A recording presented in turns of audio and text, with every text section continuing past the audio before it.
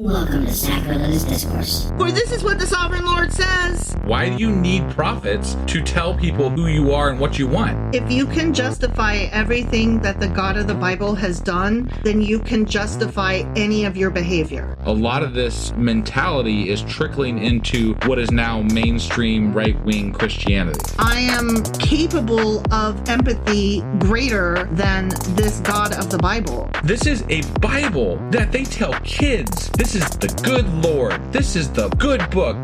He is fantasizing about murder, mass murder. Head over to sacrilegiousdiscourse.com right now to find out how to leave us a review or support us on Patreon.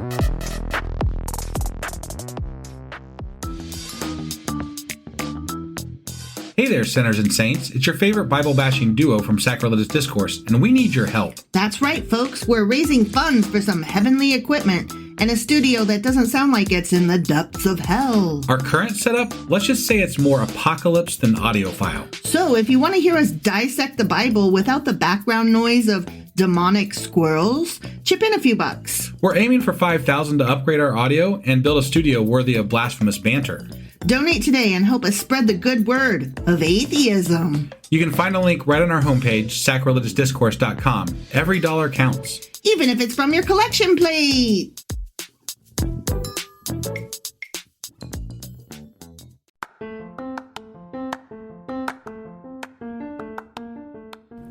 Welcome to Sacrilegious Discourse. I'm husband. And I'm wife. Together, we're reading the Bible for the very first time.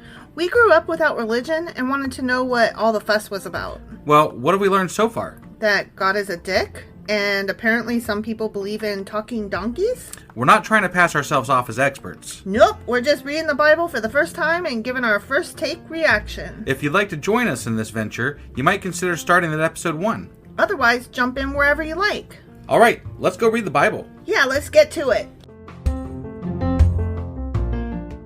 Husband! Wife! Do you know what we're doing today? We are finishing up Proverbs, I believe. Sure as fuck are. Yeah, that's absolutely cool and Another book amazing under our belt. and wonderful, and I'm so happy. Mm-hmm. Yeah, that's another book. Yeah, We're getting along, moving right through. we are. Yeah. Real quick before we get into what we're doing today, I just wanted to mention this real quick because I had an Ohio State House representative reading our podcast blog today. Oh, I did, yeah. I know this because I added all of like the Ohio GOP on our newest blog post that I put up, which is about HB 240, and it's an Ohio bill where they're going to allow chaplains to be hired in public schools, which is fucking bullshit. And so then right after you blasted that out on Twitter, Yeah, X. I saw someone hopped on our website from Hamilton, Ohio. And Hamilton, So, Ohio is whoever the representative is in Hamilton, Ohio. Hi. Thanks for reading our blog. Yeah. That being said, real quick, if you guys hop on our podcast website and go to the blog section, which is just right there on the front page, you'll be able to find it. I have that post up there. I would really appreciate everybody sharing that and blasting the fuck out of the Ohio GOP because fuck them for this. Yeah. So, yeah, and they just did definitely. this in Texas too. This is one of those copy paste bills, and it's bullcrap. It honestly is. I couldn't even imagine having pastors or chaplains in my school. Yeah, it's crap. That's such garbage. Right. Anyway, sorry to get off on a political rant there. But yesterday, I believe we did Proverbs chapter 30. That is correct. And today we're finishing up Proverbs with... Proverbs chapter 31. All right, let's go do this. Okie dokie.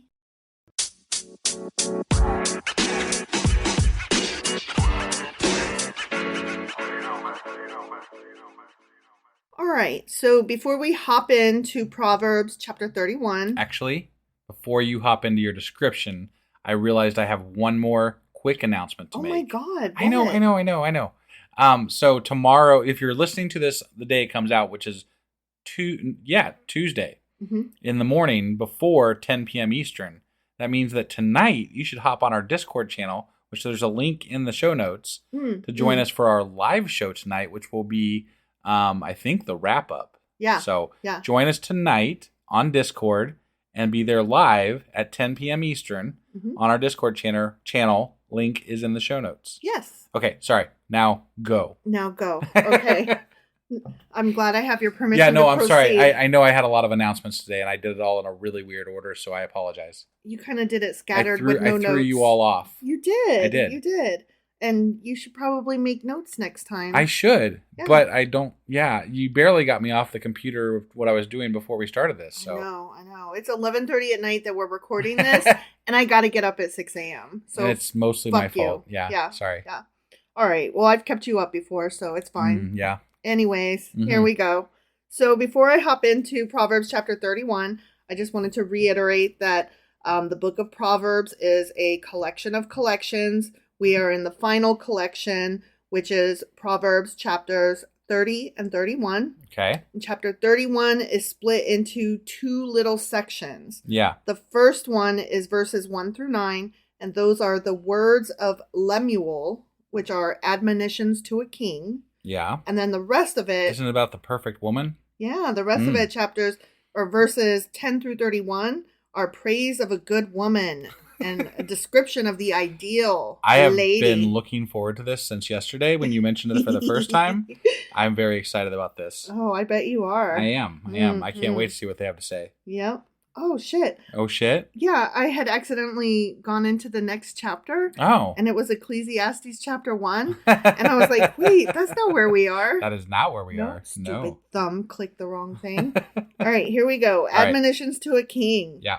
The sayings of King Lemuel, an inspired utterance his mother taught him. They love that line. Did you get a chance to say that to anybody today? Did not. What I did an not. Inspired utterance. I was looking for a reason to use it, but I couldn't find one. So it has to be the right situation. It does. It does. Well, I'll be checking back on that to see if you've used it anywhere. For sure. Yeah. Listen, my son. Listen, son of my womb. Listen, my son, the answer to my prayers. Do not spend your strength on women, your vigor on those who ruin kings. Jesus. Yeah, women suck, huh? Women have a lot of power, apparently. Mm-hmm. That's what I'm gathering from that. Yeah, they are so strong. They can ruin kings. Mm-hmm. It is not for kings, Lemuel. It is not for kings to drink wine, not for rulers to crave beer, lest they drink and forget what has been decreed, and deprive all the oppressed of their rights. Let beer be for those who are perishing, wine for those who are in anguish. So we don't like alcohol in this chapter. Right. Okay. Yeah. All right. I just want to make sure. Yeah. I mean, look, we've talked about this before. Like, there's different levels of, how alcohol is bad or whatever. Yeah. But I don't. Everything in moderation, including moderation and alcohol. Yeah. Right. So just. Yeah. It's not bad. It's not inherently bad. Right. It can cause bad things sometimes. Sure. So. Sure. Yeah. I'm the last person to encourage people to go out and get drunk when I come from a family of alcoholics and alcoholism. And so just mind your business, people. Yeah. Right. Let them drink and forget their poverty and remember their misery no more.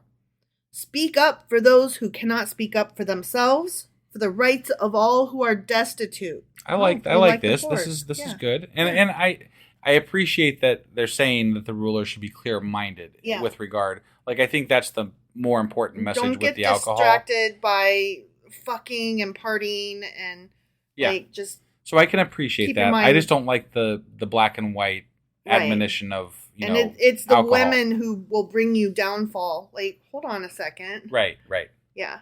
Speak up and judge fairly. Defend the rights of the poor and needy. Okay. All right. Yeah, I'm down with that. All right. So now we're getting into the perfect woman. The praise of a good woman. Ready? Can't wait. Oh, I'm nervous about this. I mean, I am a bit too, but sometimes this book gives us some juicy shit. It does. I'm hoping this is good. Go Bible. I mean, good in the bad way. In the bad, maybe? I don't know. It's going to be something anyway. Mm-hmm. Yeah. Mm-hmm. A wife of noble character who can find? She is worth far more than rubies. Her husband has full confidence in her and lacks nothing of value. She brings him good, not harm, all the days of her life. She selects wool and flax and works with eager hands. Yes, she does. Yeah. She is like the merchant ships bringing her food from afar. How would you like to be compared to a merchant ship? And rubies. And rubies, yeah. Would you like that? What a ship. Nice rubies. She gets up while it is still night. We've talked about this way back in Leviticus. She gets up while it's still night because she's preparing food not just for the household, but also to put out for the poor. Got it. Yeah. She provides food for her family and portions for her female servants, aka slaves. Well, that's nice. You gotta say. I get to cook for everybody. You gotta feed them. Yeah, That's I gotta get up at 5 a.m. and feed the entire household. Right. Yeah. She considers a field and buys it. Out of her earnings, she plants a vineyard. Oh, sorry, I didn't plant you a vineyard. Yeah, damn. Yeah. Why didn't you get me a vineyard? I don't know. I guess why didn't you give me an allowance? I She sets about her work vigorously. Her arms are strong for her tasks. They are. I see. She sees that her trading is profitable, so I take care of the marketing. Man, she is like a homemaker for like their slaves and the husband and their kids, and runs a profitable business on top of this. Yeah. Sounds like she's doing a fuck ton of work here. Yeah. So. And her lamp does not go out at night because that bitch don't sleep. Apparently. Yeah. She got that Adderall. Yeah, she does. In her hand, she holds the distaff and grasps the spindle with her fingers. She's always sewing stuff up. Yeah, on top of the vineyard and the cooking. That's why she's got so many servants and slaves. I guess. But it sounds like she's doing all the fucking stuff. Right. Well, she's responsible for seeing that it gets done. Okay. So when it gets done, we get to say credit. She did it. I see. Yeah. Okay. So she might buy the vineyard, but her ass ain't out there working in it. Well, they said her arms are strong from working. Yeah. So. Yeah. I mean, I'm not saying that she doesn't put in the work. I'm just saying she has help. Got it. She opens her arms to the poor and extends her hands to the needy, which I like. Sure. That's fine. Yeah. When it snows, she has no fear for her household, for all of them are clothed in scarlet. Because she was sewing. But why are they clothed in scarlet? Because scarlet's a good color? I don't know. I mean, so you can see the kids better when they run away from you because you're beating them so bad. Okay. And also maybe because she's a whore, because I know in the New England times, right? The Scarlet Letter. Yeah. They wore that big old bright letter A. Right. Or maybe because your husband is beating you, and that way it covers up the blood that is running down your... Yeah. Okay. That's why they wear scarlet. So that's a possibility too, I guess. You can find them in the snow better. Right. Yeah. She makes coverings for her bed. She is clothed in fine linen and purple, which is also good for hiding the bruises. Yeah. So everybody else gets to wear scarlet. She wears blue and purple. Got it. Yeah. Her husband is respected at the city gate, where he takes his seat among the elders of the land. She makes linen garments and sells them, and supplies the merchants with sashes. So this bitch always busy. Yeah. This is why white Christian ladies always get into those side hustles where they sell leggings or candles or Avon. I don't know. It sounds more than that to me. Like it sounds like... No, I'm talking about modern day. Yeah, no, I get that. But I mean, what I'm saying is that I feel like she's actually doing almost all the work and holding the house together. Yeah. While the old fuck that's in charge, the guy, the man, he's going and sitting in some room smoking a cigar and saying, I'm in charge. And my wife's taking she cooks some good food. He does go to his job every day. What? Nothing. That's all he's expected to contribute to the household is that money that he brings home the bacon. Yeah. But then when he gets in that door, she better bring him a beer and dinner. Well, I mean, she's doing a lot more than just that, but yeah. And all the everything. Right. Yeah. She keeps the toilet clean and scoops the litter box. Yeah. Yeah. She is clothed with strength and dignity. She can laugh at the days to come. She speaks with wisdom, and faithful instruction is on her tongue. Yeah, I could never. You had me at the work, but then when you talk about always being in a good mood and also smart on top of it. Yeah. Yeah. You're asking a lot here. This bitch, she's everything. Apparently. Yeah. She watches over the affairs of her household and does not eat the bread of idleness. Oh, so she does not take an afternoon nap. No, apparently not. No. Her children arise and call her blessed. Her husband also, and he praises her. That's nice of him. It is. It is. Many women, he says, do noble things, but you surpass them all. I see. Hey, so he better appreciate her. I guess, yeah. This isn't just she does all the work. This is also he has to appreciate her and tell her so. Right, right. Yeah. Charm is deceptive and beauty is fleeting, but a woman who fears the Lord is to be praised. Honor her for all that her hands have done, and let her works bring her praise at the city gate. Is it fearing the Lord or fearing your husband? Is there a difference? I'm just curious. Like, it sounds a little... I mean, we know God is not something that was actually in their life. Right. So it's got to be fear of the husband that would drive you to do that much for whatever. It's got to be fear. Yeah. Of something. Fear of but something. not God. Because fear is love. Yeah, now I'm getting it. It's more of a way to accept how men treated their children and their wives and their slaves. That's what the fear thing is all about. Yeah. So. Yeah. All right. Well, that was Proverbs.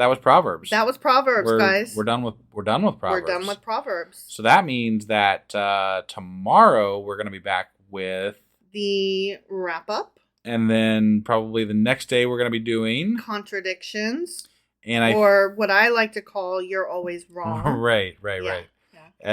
And then I know on Friday we don't exactly have something, but I think we're going to finish up. This week I'm going to finish getting up the rest of our standalone Exodus podcast up on the standalone podcast, and then I think we're going to do a special contradictions episode for Exodus. So you get to be wrong twice this week. I get to be wrong twice this week. Yeah. Yeah. You know why? Because I'm always wrong. You're always wrong. Yeah. Twice this week. That's the one. That's the one. All right, so just be on the lookout for all that. And if you aren't subscribed to our Exodus podcast, that's where that episode will release. We will release a placeholder here with links to it, but we are not releasing the full episode on our main feed. So just if you have a chance to click into our new podcast, which is the Exodus podcast. Yeah. And you can get there right on our webpage. It's sacrilegiousdiscourse.com. Just as a reminder, every time we finish a book, we're hoping it will eventually have its own separate standalone feed so that it will never disappear into the never land of too many podcast episodes. Right. And thus far I have Genesis and almost Exodus. So yeah. I'm getting there. You are. Slowly You're but surely. getting there. I mean, it's not our main project. It's our side project. Right. But they'll be standalone limited series. Yeah, definitely. All right. Thanks, everybody. We will see you tomorrow. Yep. Bye. Bye.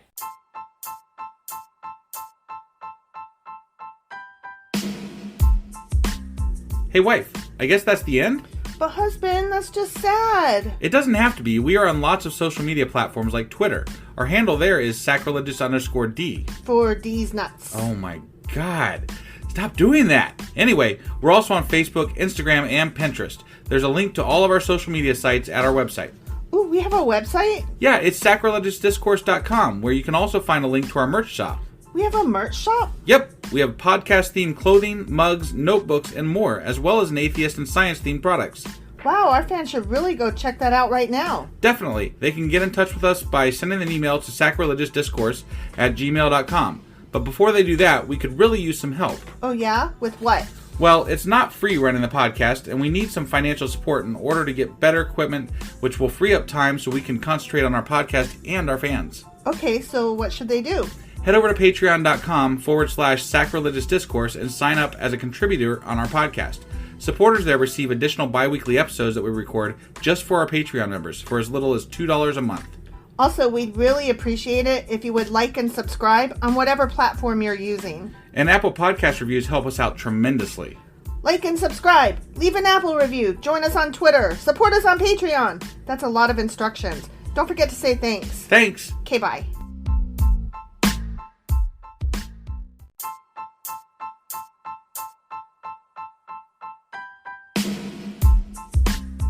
Hey, wife, I guess that's the end? But husband, that's just sad. It doesn't have to be. We are on lots of social media platforms like Twitter. Our handle there is sacrilegious_D. For D's nuts. Oh my God.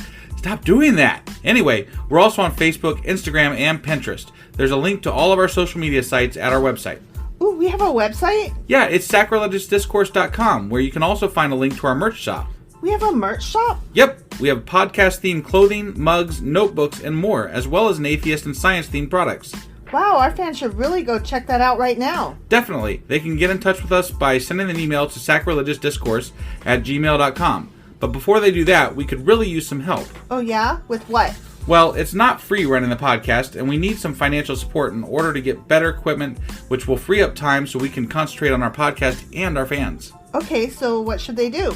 Head over to patreon.com/sacrilegiousdiscourse and sign up as a contributor on our podcast. Supporters there receive additional bi-weekly episodes that we record just for our Patreon members for as little as $2 a month.